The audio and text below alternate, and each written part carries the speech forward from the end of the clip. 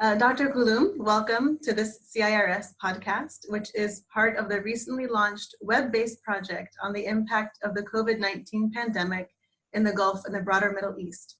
The goal of this project is to provide insightful analysis and understanding of the broader social, cultural, and economic dimensions of the region's response to the pandemic and impact on the populations. So first, let me introduce you to our listeners. Dr. Suhaila Ghuloum is a senior consultant psychiatrist and associate professor at Weill Cornell Medical College here in Doha.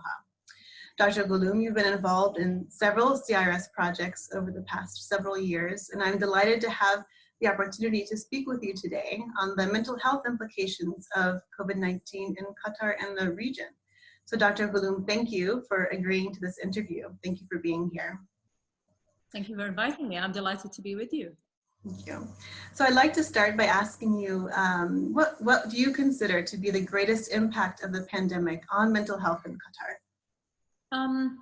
Quite a few things, actually. I think internationally, the greatest impact of the pandemic on mental health is on people's anxiety and having anxiety, whether they had pre-existing anxiety symptoms or disorder as a mental health issue or without. So we're seeing more people with no previous psychiatric history who are now presenting with anxiety symptoms, with obsessive compulsive disorders because of the hygiene aspects and the repeated washing requirement and all of that, with somatization symptoms, worrying about symptoms that they have, whether they reflect COVID or not, whether they suggest they may have COVID. But on the other hand, the other impact as well is more on how services, again, internationally, not only in Qatar, are provided. So, holding meetings online, for example, assessing patients online, all of that has changed the whole view of how mental health care can be provided. And it's opened our eyes to more options. And I think, as horrible as it may sound, but that is a positive side. You know, there's always something positive to every conflict and every drastic situation. Thank you. Thank you for that. So that's something that I wanted to ask you further about. You mentioned that, a lot of people are experiencing anxiety around this, and people who haven't had a previous history with any kind of mental health issues. I know, mental health in the Middle East and the region here, it can be a stigmatized topic. So how do you see that playing out with the current pandemic? Are people, willing to seek out help? Maybe the online, appointments, it kind of removes some barriers. And how do you see that playing out with the pandemic? Generally, we don't have solid data as such yet, but generally speaking, our observation is that stigma has probably gone a bit better in terms of realizing the need to contact mental health services, accepting contact. A big part of the stigma was people may agree to see a psychiatrist, but they didn't want to be physically seen at the hospital or at the facility. People are more accepting of communicating with a psychiatrist on the phone than coming physically to the service. They worry about being seen. It's a small community. They assume that they might run into someone that they know, so they don't want to be seen. Having a phone assessment or using telepsychiatry has helped dramatically with that. One of the challenges that continue is the requirement for registration. So that's, again, another stigmatized aspect. People don't want to be registered in the healthcare system to have a file that shows they have a mental illness. The HMC has now the country has a hotline that's being used. So we are seeing quite a lot of calls. Actually, the hotline staff are receiving a lot of calls on the hotline, people with all different sorts of inquiries, whether in relation to COVID or not. So it shows that the demand is very much there, and that, stigma, although it's still there, we're not expecting it to go, but people are realizing the need for mental health services more, whether from the healthcare services or the patients or the general public as well. Thank you.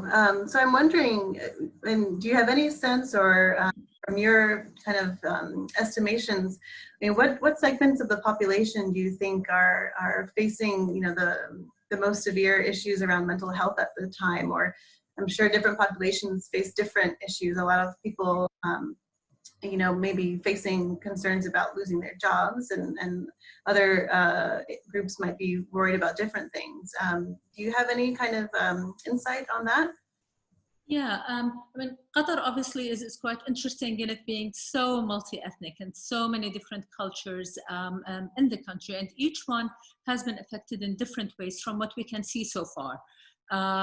So the local people, either long-term residents or the Qataris themselves, not having the usual social gatherings that are a huge part of the culture, the family gatherings, this is affecting their mental state. The elderly are used to family always visiting them, their children, their grandchildren, especially now in the month of Ramadan, not having this whole atmosphere that has developed into part of the holy month, part of the culture of the holy month. All of that is now missed. And that is bound to affect people mentally. The most affected, I would say, are people who are on their own here. So I have personally seen quite a few of people who contacted me with anxiety symptoms, with depressive symptoms, because their family are in their country. They were here in Qatar, and they couldn't arrange for the family to meet in time. So they couldn't leave back to their country, and the family members couldn't come here in time before the airline blocks happened. So these people are quite badly affected. The uncertainty about worrying for their own health, obviously, and worrying for that of their family. The loneliness. People who are in smaller accommodations, it's much harder for them than those who are in bigger houses or compounds or villas where they have an outdoor area they can go, they can walk, they can see others. But in an apartment, it becomes much harder, actually, if you're not socializing. There are students who they're having difficulty adjusting with the online teaching. With the online education. So I genuinely think that everyone is affected in one way or the other. There are a few research submissions research proposals submitted, and there are some that are already going on actually to explore the impact. So I think soon we will have more accurate figures in terms of to what extent has the situation affected people's mental health. But this is so far the general impression that we have from our communication and our contact with the subjects. Okay, thank you. And as you know, in Qatar, there are very vulnerable populations. So single male laborers and domestic workers can have their own unique challenges. So how do you see the mental health of these populations being affected by the pandemic? I think these are especially vulnerable population. I mean, obviously people with mental illness are a vulnerable population, but this group is particularly vulnerable because language is an issue for them. I know there's a lot of educational material that has been distributed in different languages for them to learn about COVID. But unfortunately, not all of them can or have access to this information, or they can necessarily comprehend the information. So to them, being told that they are tested positive, that can cause them immense anxiety. Not having or even, being told that they need to quarantine themselves, their social situation does not allow them to be in isolation. Their living circumstances don't allow for that. They don't have the social support other than their colleagues, those who are living with them or they are working with them. And if they miss that, then they have really very little, if any, social support. There's also the concern, like you mentioned, about their jobs. So not going to work, how will they provide for their family? We know that many people, their salaries are continuing, but unfortunately that doesn't apply to many, especially those who are self-employed, and they're relying on their daily work for income. So these people are really very, very badly hit, because it's not only themselves being affected now and their accommodation being threatened, their ability to survive on daily basis, but also to support their families back home in their own countries. So I think, yeah, this particular population is quite badly hit, in fact. And I think there's also the issue of communicating with them. So even if they have read information about COVID and they understand what COVID-19 is, when they're in a situation where they're being tested, for example, or they're being told they're positive or negative, there's always a language barrier in the healthcare sector with a large sample of the population who we cannot communicate with. All the healthcare providers speak Arabic and English. Some do speak, a large percentage do speak Hindi and Urdu, but there are all, on daily basis, we see other languages that we were unable to communicate with. So how do you provide that level of reassurance and education and explain to them in a way that doesn't get them panicking about the information they're being told? These are all quite serious implications on that population. Yes, definitely. Thank you for that. So I guess I have a more personal question for you. As a practitioner, how has this pandemic impacted you, and how are you learning to cope with this new reality? I'm genuinely seeing, and I don't want that to sound insensitive to people who are suffering, but I do see a positive, and I like to see a positive in everything. I mean, obviously, personally, it has affected me quite considerably because of the, lack of socialization. I was telling my family the other day that work is a blessing, so at least I have to go out to work, to the hospital and back. So there is an outing, but otherwise we're all just at home the whole time. But on a positive side, it made me really consider how differently can we provide mental health services? How differently can I support people who need support? Previously, I would always receive calls from people who want consultation on the phone, but they don't want, like I said earlier, they don't want to be registered in the healthcare system. The stigma is that high.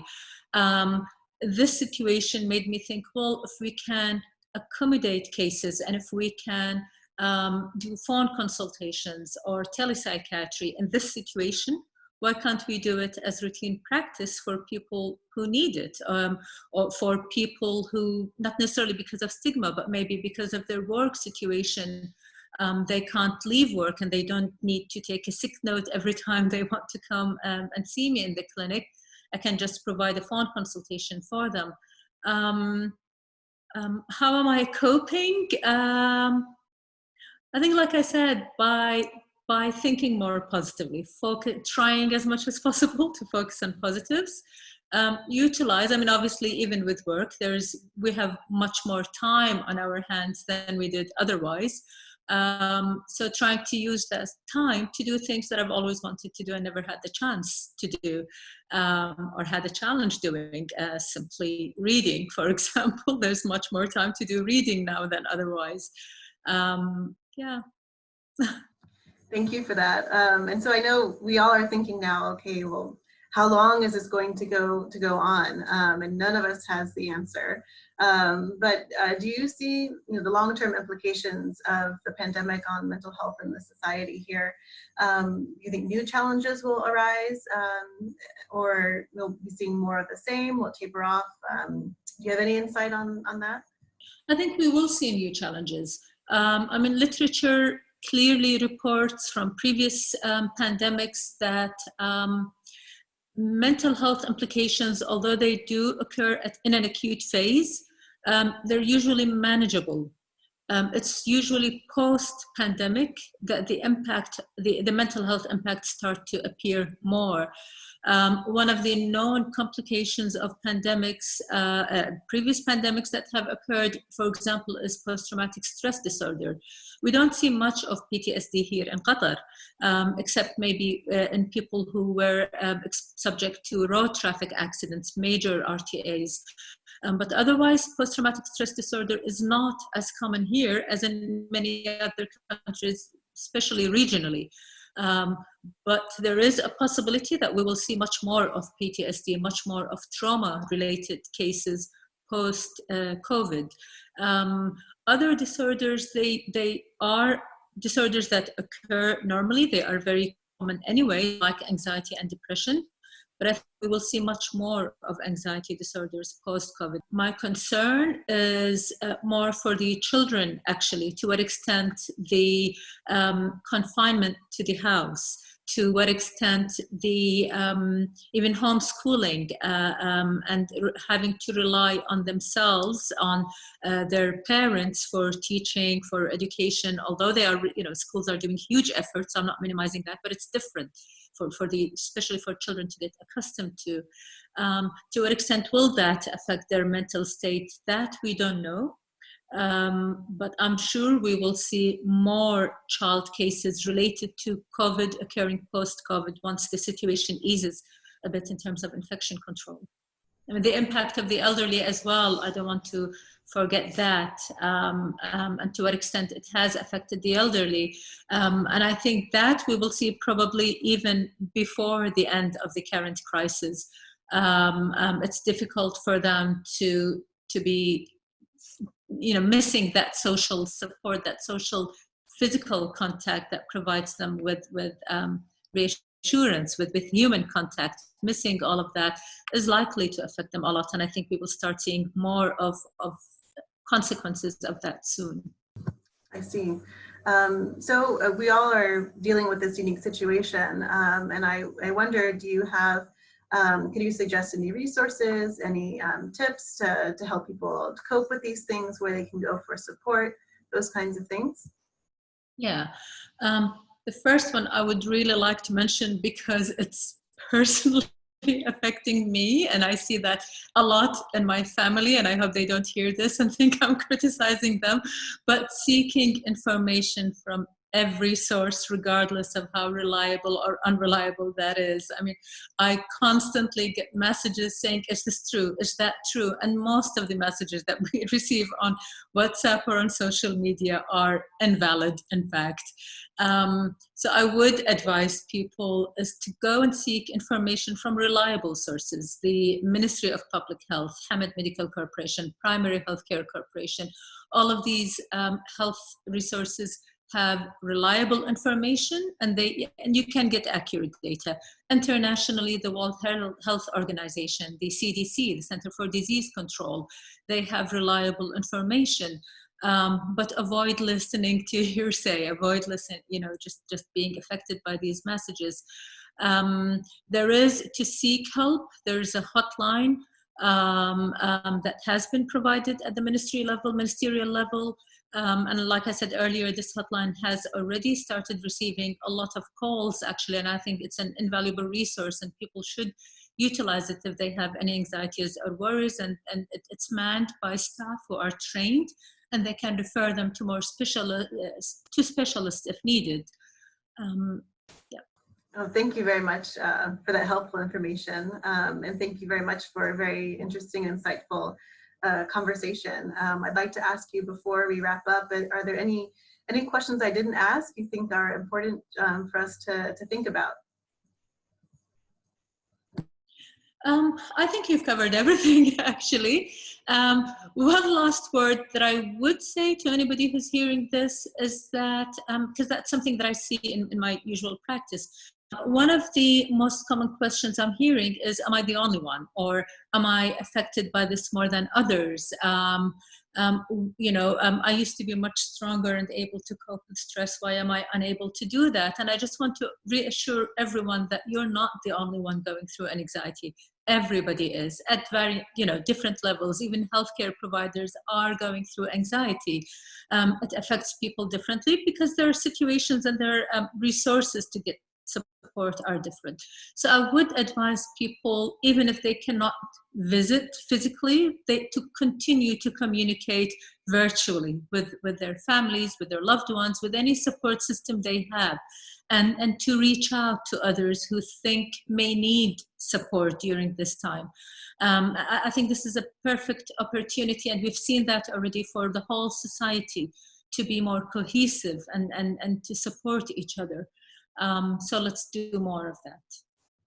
All right, well, thank you very much. And I hope we'll be able to talk to you in a year from now and have a much more positive outlook, I hope. And thank you very much for your time. Pleasure. Thank you very much for having me.